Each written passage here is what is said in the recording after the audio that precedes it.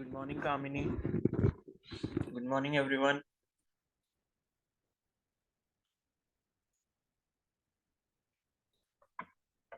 Good morning, Sneha.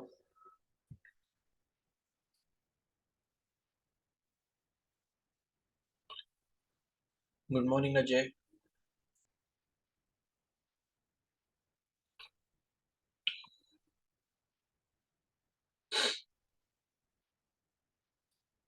Good morning, Diksha. Good morning, Kushi.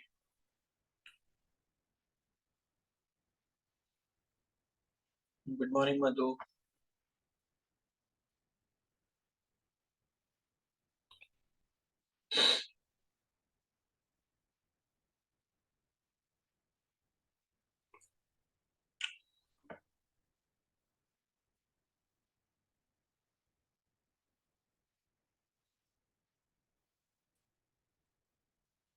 Good morning, Tanu.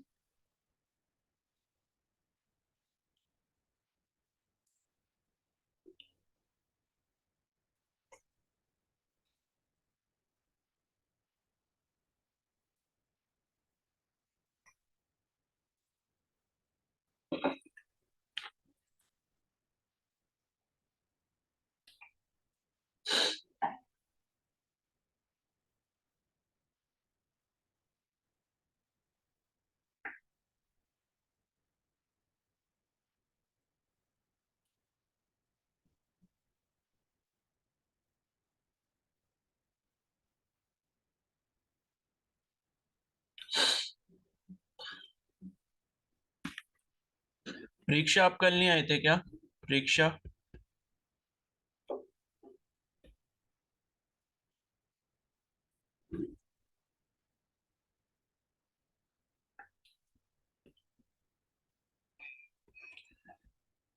तो आओ भाई, regular आया करो। चलो, अभी केमिस्ट्री पढ़ लेते हैं थोड़ा सा। वो जो रह गया था ना, उसको कंप्लीट करना है, ठीक है। एंड देखो, अगर बीच में लाइट चली गई तो समझ जाना, लैपटॉप बंद हो जाएगा। अभी 1-2 दिन में इसका सॉल्यूशन मैं निकाल लूंगा, ठीक है। चलो स्टार्ट करते हैं, ठीक है। तो कल मैंने आपको लाइक बैलेंस केमिकल इक्वेशन के बारे में बताया था इवनिंग में, ठीक है, जो हम क्लास कर रहे थे। तो बैलेंस केमिकल इक्वेशन हमने देखी थी। लाइक उनसे उस अगर कोई भी बैलेंस केमिकल इक्वेशन है तो हम उसे मोल के टर्म्स में बता सकते हैं, मॉलिक्यूल्स के टर्म्स में बता सकते हैं, या अगर वॉल्यूम में बताना है तो लीटर्स के टर्म में बता सकते हैं, क्योंकि 1 mole is equal to 22.7 litre. और मोलर मास के टर्म्स में बता सकते हैं, क्योंकि 1 मोल जो सब्सटेंस होता है, या 1 मोल जो आपका कंपाउंड होता है या एलिमेंट होता है, वो उसके मोलर मास के बराबर होता है, ठीक है, ग्राम्स में। तो ये चीजें हमने कल देख ली थी। अब हम बात कर रहे हैं लिमिटिंग रिएजेंट के बारे में, ठीक है। तो लिमिटिंग रिएजेंट, जैसे कि नाम से पता चल रहा है, किसी चीज को लिमिट करना। लिमिट करना मतलब मतलब बीच में रोक देना या किसी चीज की बाउंड्री सेट कर देना, ठीक है। तो many a time reactions are carried out with the amounts of reactant that are different than the amounts as required by a chemical balanced chemical reaction. In such situation, one reactant is in more amount than the other required by balanced chemical equation. The reactant which is present in the least amount gets consumed after some time, and after that further reaction does not take place, whatever be the amount of the other reactant. Hence the reactant which gets consumed first limits the amounts of product form and is therefore called the limiting reagent, ठीक है। अब हो सकता है कि काफी ज्यादा ये ऊपर से क्या हो, लेकिन इसको आप एग्जांपल से समझ सकते हो। जैसे हमने कल मान लो ये वाला एग्जांपल पढ़ा था ना, केमिकल इक्वेशन जो हमने पढ़ी थी, बैलेंस केमिकल इक्वेशन मीथेन वाली। तो मीथेन में क्या था, CH4 के साथ 2 मॉलिक्यूल थे ऑक्सीजन के, ठीक है। ये हमारी इक्वेशन थी। CH4 plus 2O2 gives CO2 plus 2H2O, ठीक है। यही था। तो ये बैलेंस केमिकल इक्वेशन है। एक मीथेन का मॉलिक्यूल दो ऑक्सीजन के मॉलिक्यूल के साथ रिएक्ट करके एक कार्बन डाइऑक्साइड का मॉलिक्यूल और दो वाटर के मॉलिक्यूल बना रहा है, ठीक है।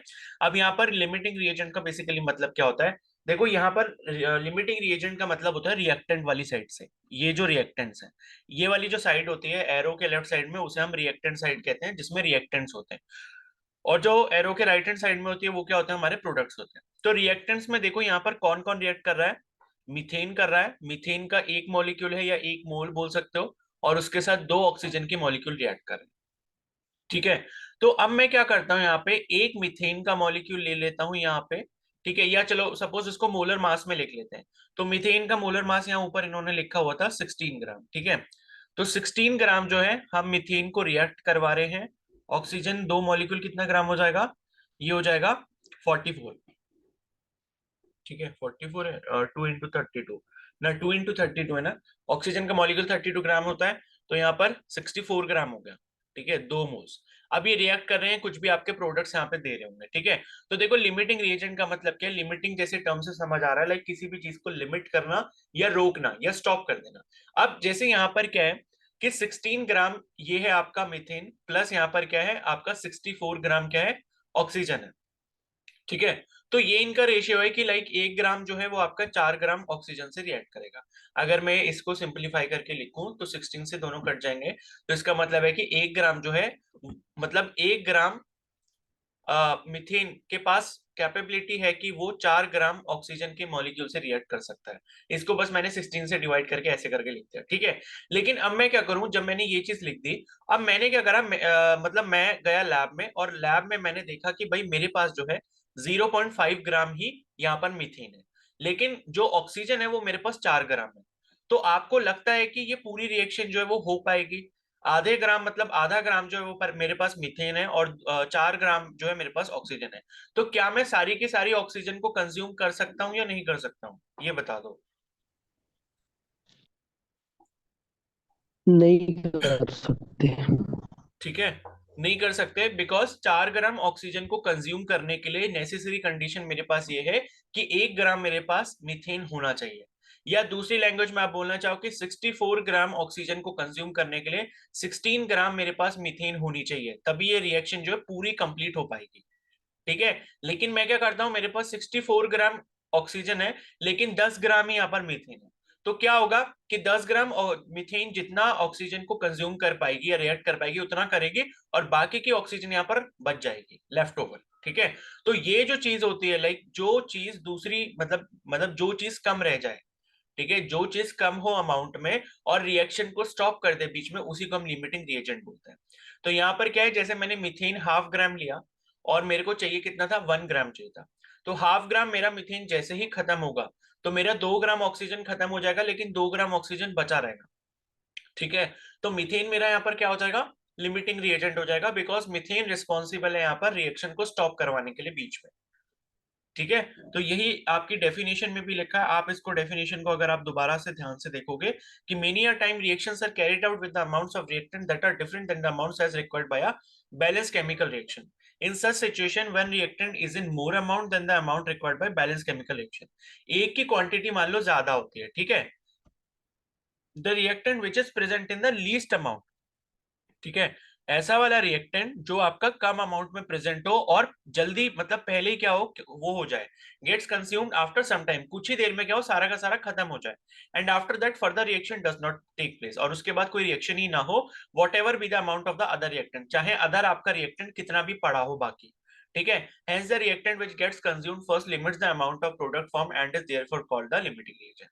तो यहाँ पर जो आपका प्रोडक्ट बनना था, मीथेन प्लस ऑक्सीजन से हम कार्बन डाइऑक्साइड प्लस वाटर बना रहे थे, तो मेरे पास आधा ग्राम ही मीथेन था, लेकिन 4 ग्राम तो ऑक्सीजन था।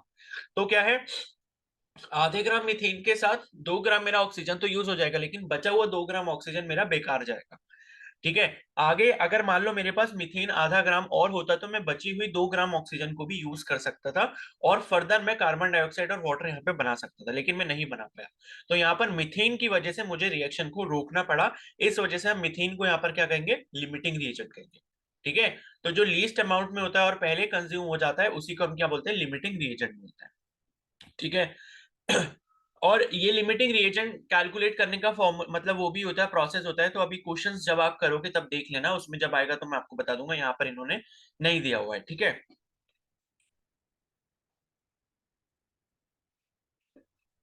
उसके बाद नेक्स्ट यहाँ पर रिएक्शंस इन सॉल्यूशन। ठीक है, तो हाँ ये बता दो, ये क्लियर हो गया लिमिटिंग रिएजेंट क्या होता है, सभी को समझ आ गया है? Yes, sir. Yes, sir.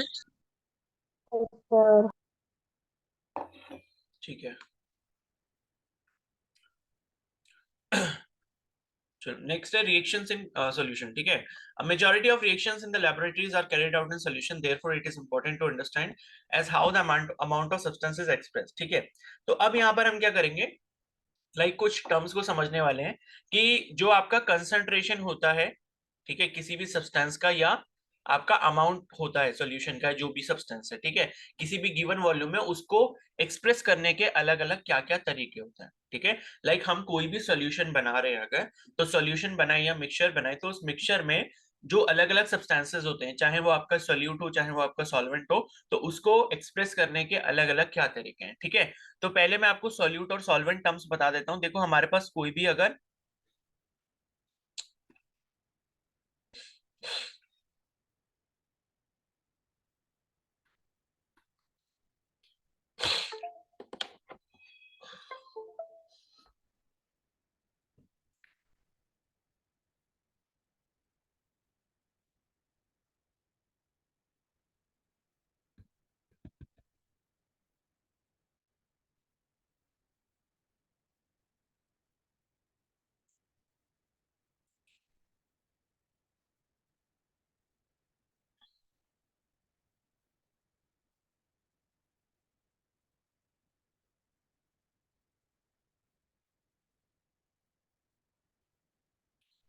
एक सेकेंड रुको, हाँ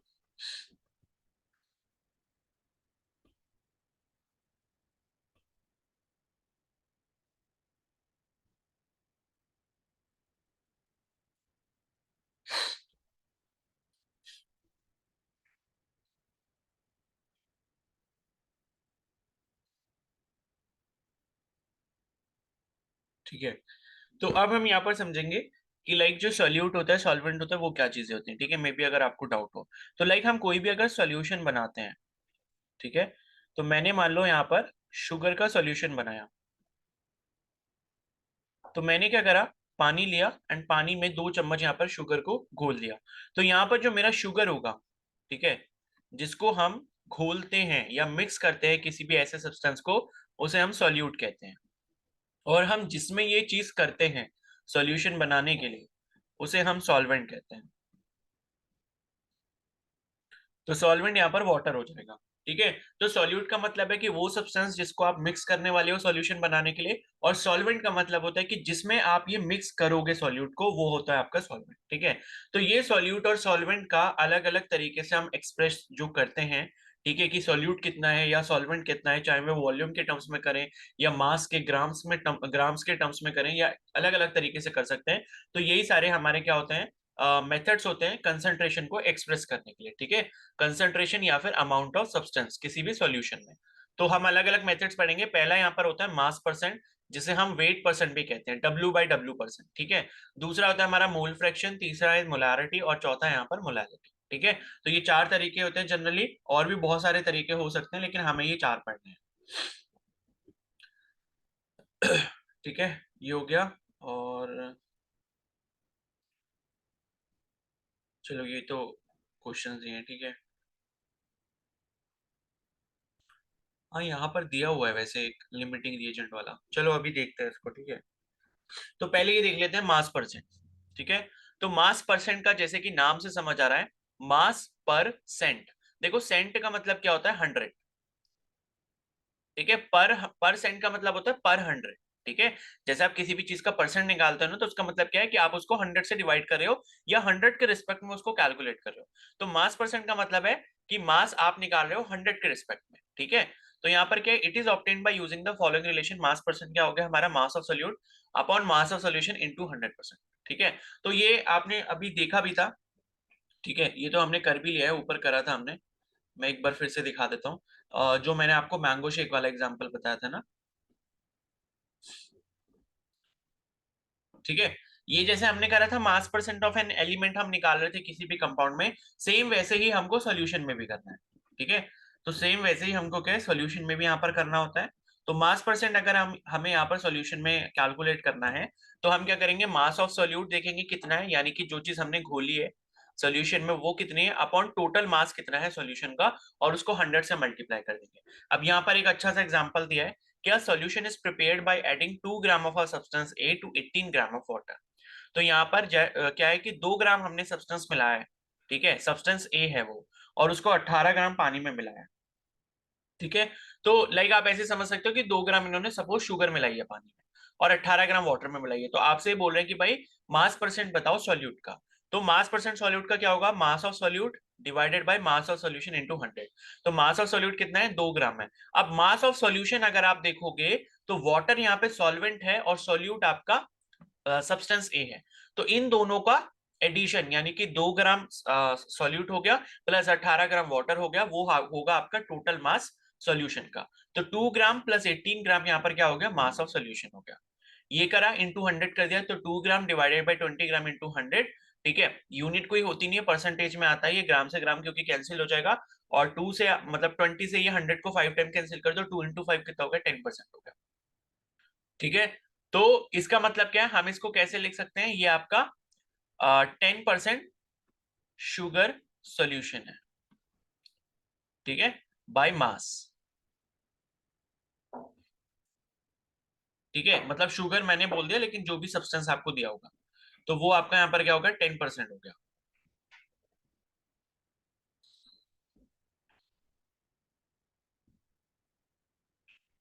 ठीक है। और इसको W/W परसेंटेज भी लिख सकते हैं, मतलब वेट पर वेट है, ठीक है। तो ये आपका इस तरीके से हो गया। लाइक किसी ने आपको बोला कि भाई 10% शुगर सोल्यूशन का मतलब क्या हुआ, इसका मतलब ये है कि अगर आप 20 ग्राम वाटर ले रहे हो और उसमें 2 ग्राम शुगर मिला रहे हो, तो वो आपका 10% शुगर सोल्यूशन बन जाएगा, ठीक है। या आप बोल सकते हो कि 100 ग्राम अगर आप वाटर ले रहे हो और 10 ग्राम यहाँ पर मतलब 100 ग्राम आप पूरा सोल्यूशन ले रहे हो, उसमें 90 ग्राम आपका वाटर होगा और 10 ग्राम क्या हो जाएगा, आपका शुगर हो जाएगा। तो ये आपका मास परसेंट आपका एक मेथड है जिससे आप एक्सप्रेस कर सकते हो सॉल्यूट को, ठीक है। आप सॉल्वेंट का भी यहाँ पर मास परसेंट निकाल सकते हो। अगर मान लो आपको सॉल्वेंट का निकालना होता, तो सॉल्वेंट आपको कितना दिया हुआ है, 18 ग्राम वाटर दिया है, और टोटल सॉल्यूशन का मास कितना है, 20 ग्राम है, और उसको अगर आप 100 से मल्टीप्लाई कर दोगे तो कितना आएगा, 25 जा, और 18 5 जा कितना हो गया, 90। तो 90% यहाँ पर सॉल्वेंट का परसेंटेज है, ठीक है, मास परसेंट, क्लियर है। उसके बाद नेक्स्ट यहाँ पर मोल फ्रैक्शन, ठीक है। तो मोल फ्रैक्शन जैसे कि नाम से समझ आ रहा है कि हम यहाँ पर मोल्स की बात करेंगे। तो it is the ratio of number of moles of a particular component to the total number of moles, ठीक है। बेसिकली आपको करना क्या होता है, कोई भी चीज आप एक्सप्रेस कर रहे हो, तो जो चीज आप एक्सप्रेस कर रहे हो वो आप न्यूमरेटर में ऊपर रखोगे और डिनोमिनेटर में रखोगे आप उस चीज का टोटल, ठीक है। जैसे हम यहाँ पर मोल्स की बात कर रहे हैं, तो मोल्स हम उस कंपोनेंट के ऊपर रखेंगे, चाहे वो सॉल्यूट हो या सॉल्वेंट हो, कुछ भी हो, और नीचे हम क्या रखेंगे, total number of moles of the solution रखेंगे, ठीक है। तो if a substance A dissolves in substance B and the number of moles are Na and Nb, तो Na आपके ए वाले के मोल्स हैं, और बी जो है मतलब ए आप जो है सॉल्यूट को मान लो, बी आप सॉल्वेंट को मान लो। तो ए के मोल्स Na है और बी के मोल्स Nb हैं। तो ए का मोल फ्रैक्शन क्या हो जाएगा, number of moles of A upon number of moles of solution. Number of mole of solution का मतलब ए के मोल प्लस बी के मोल, तो ये हो जाएगा Na upon Na plus Nb। और अगर आप इसी तरीके से मोल फ्रैक्शन ऑफ बी निकालना चाहते हो तो क्या हो जाएगा, number of moles of B upon number of moles of solution, यानी कि Nb अपॉन Na प्लस Nb, ठीक है। तो इस तरीके से जो है आप यहाँ पर मोल फ्रैक्शन कैलकुलेट करते हो, ठीक है। फिर नेक्स्ट है यहाँ पर मोलारिटी।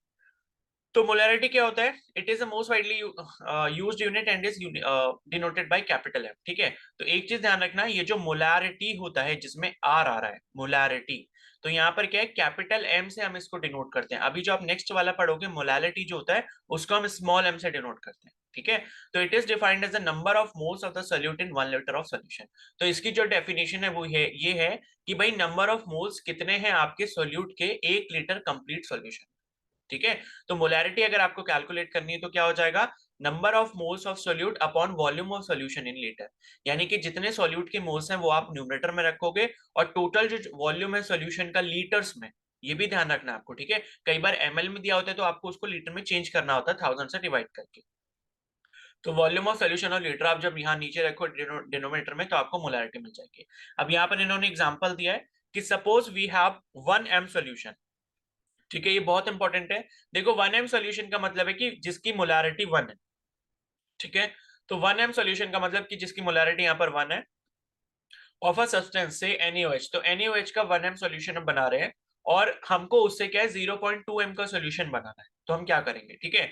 तो देखो 1 m NaOH सॉल्यूशन का मतलब यहाँ पर यह है कि 1 मोल NaOH आपका प्रेजेंट है 1 लीटर ऑफ सॉल्यूशन में। आई होप ये चीज आपको क्लियर हो गई होगी। 1m कब आया होगा कि भाई जब न्यूमरेटर में 1 हो, डिनोमिनेटर में 1 हो। न्यूमरेटर में 1 मतलब कि 1 मोल NaOH के, और डिनोमिनेटर में 1 मतलब 1 लीटर सोल्यूशन है। तो 1m NaOH का मतलब यहाँ पर हो गया कि 1 मोल NaOH सोल्यूट आपका पड़ा हुआ है। और 1 मोल NaOH में भाई कितने ग्राम होंगे, कोई बताएगा? अगर मेरे को 1 मोल NaOH सॉल्यूशन बनाना है तो 1 मोल NaOH का मास कितना होगा, मोलर मास ग्राम्स में?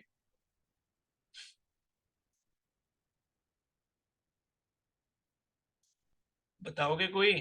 कैलकुलेट करके बता सकते हो?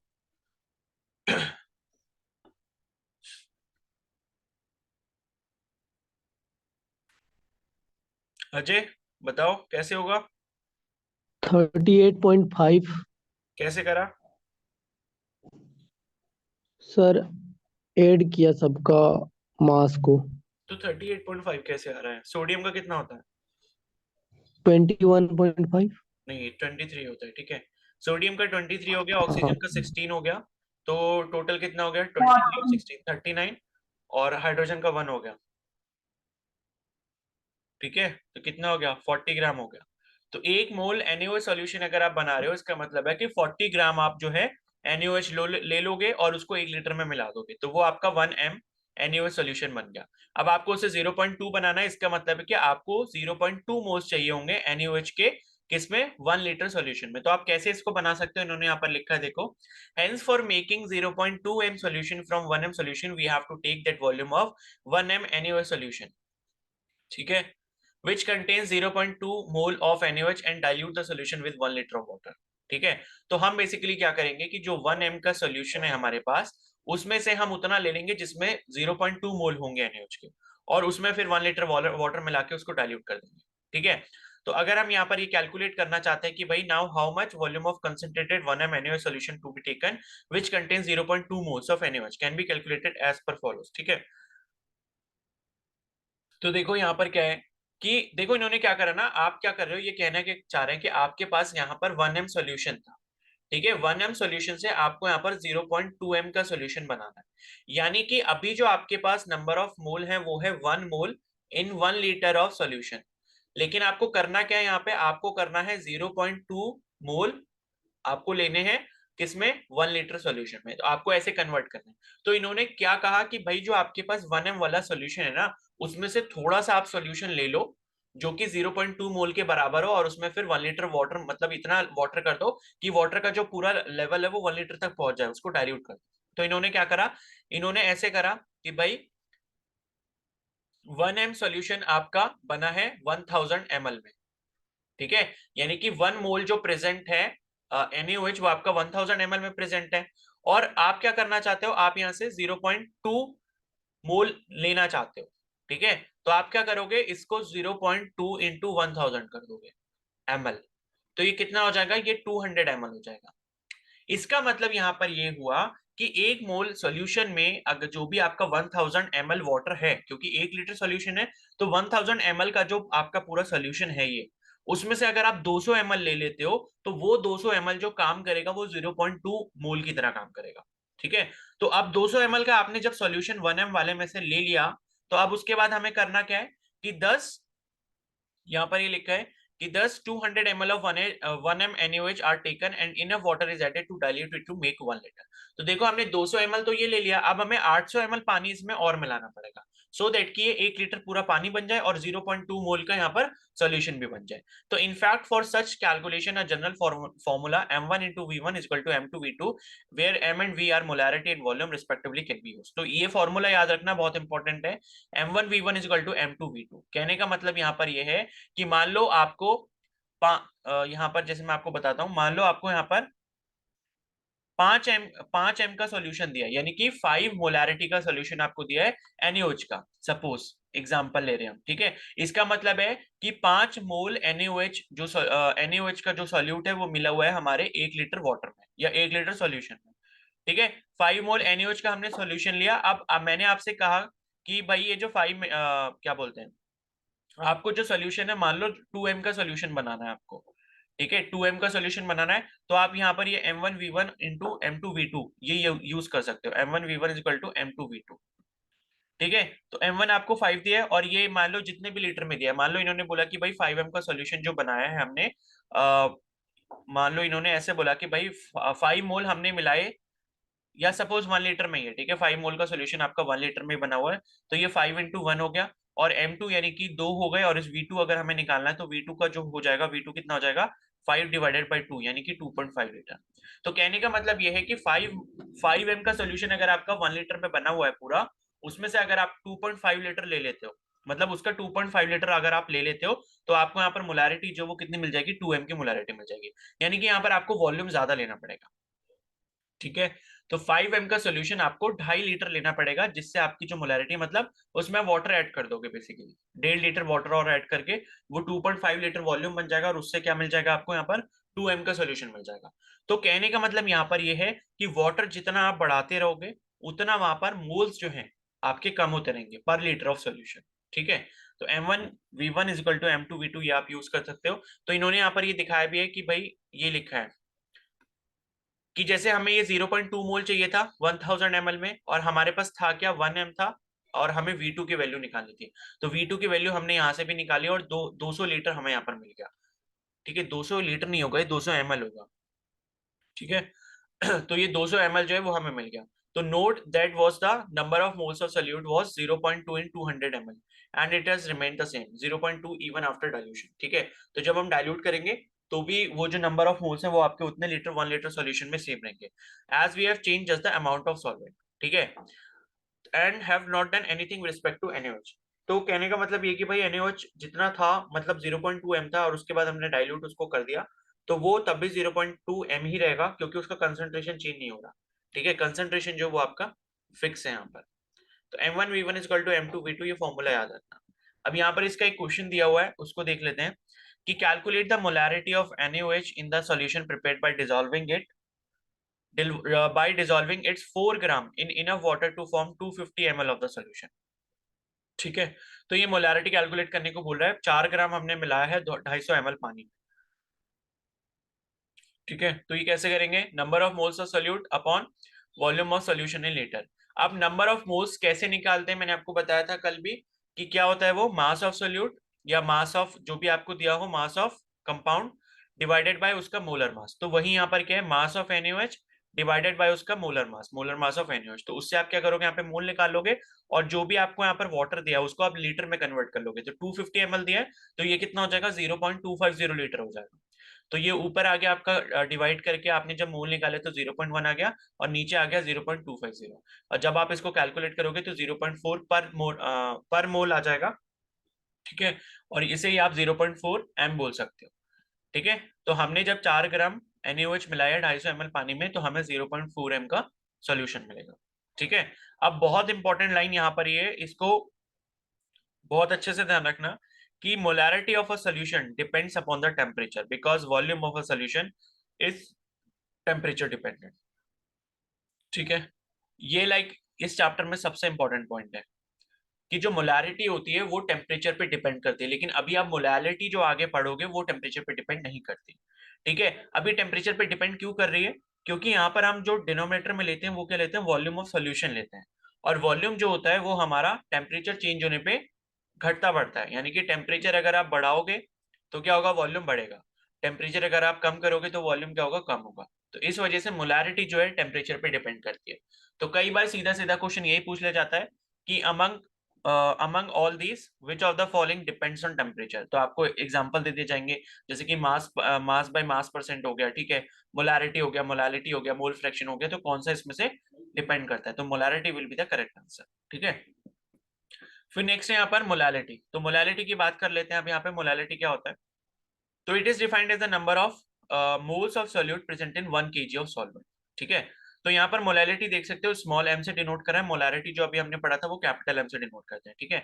तो यहाँ पर इसकी डेफिनेशन थोड़ी सी अलग है। जैसे वहां पर अभी हमने मोलारिटी में क्या देखा था, number of solutes in 1 litre of solution की बात करी थी।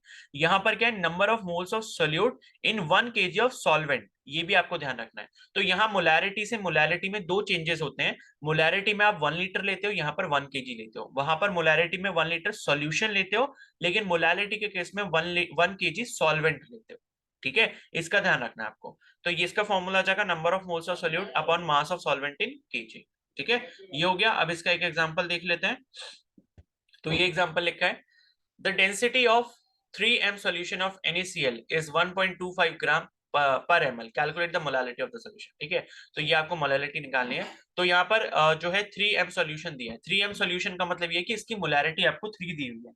ठीक है, मोलारिटी जो है वो आपको यहाँ पर कितनी दी है, 3 दी है। तो यहाँ पर ये लिख लिया मोलारिटी कितनी है, 3 मोल पर लीटर, यानी कि 1 लीटर सॉल्यूशन में 3 मोल हमारे प्रेजेंट है।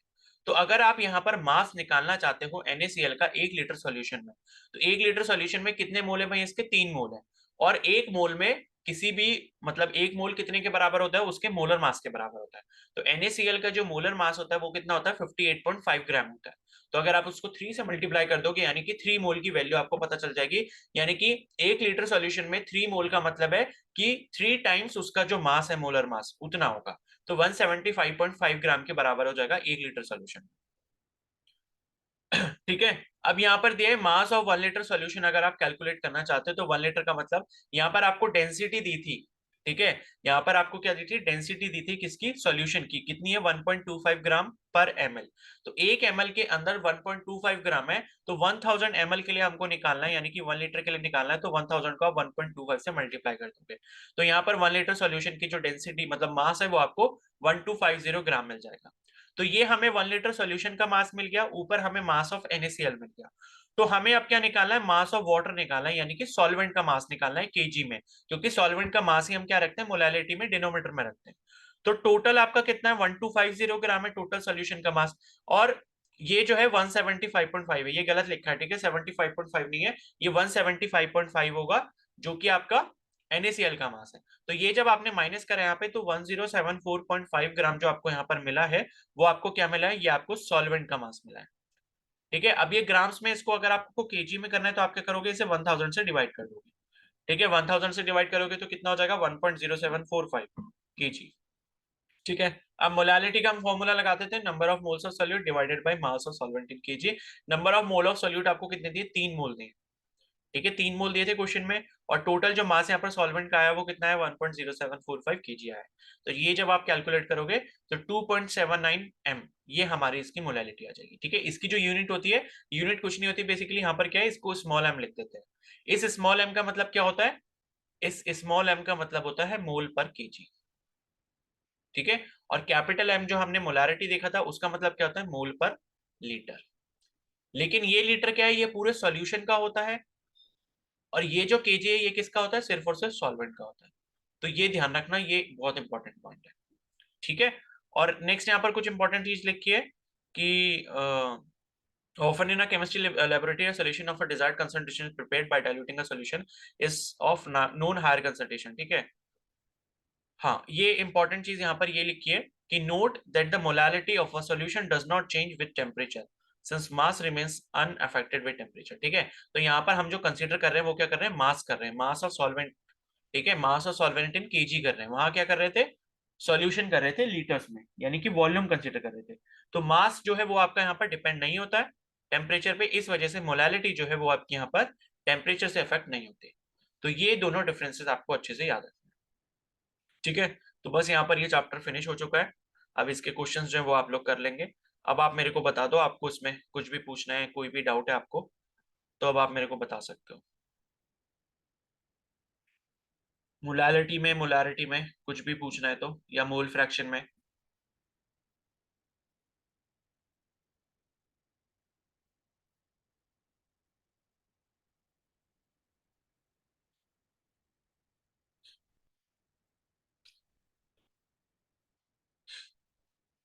क्लियर है सभी को? Yes sir.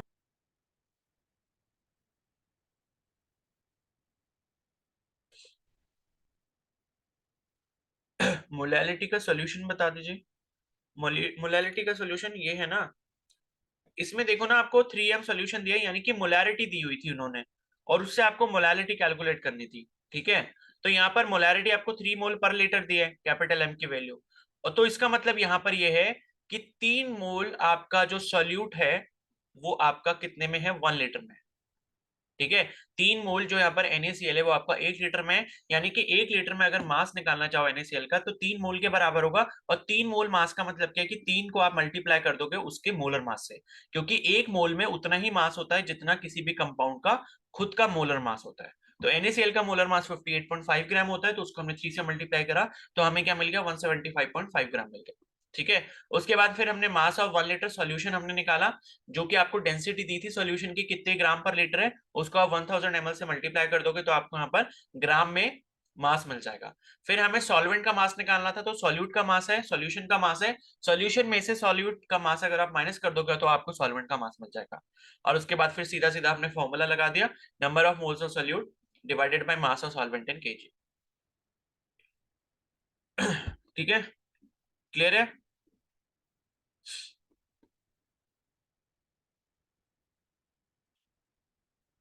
ऋतु समझ आ गया? ऋतु, अंजलि?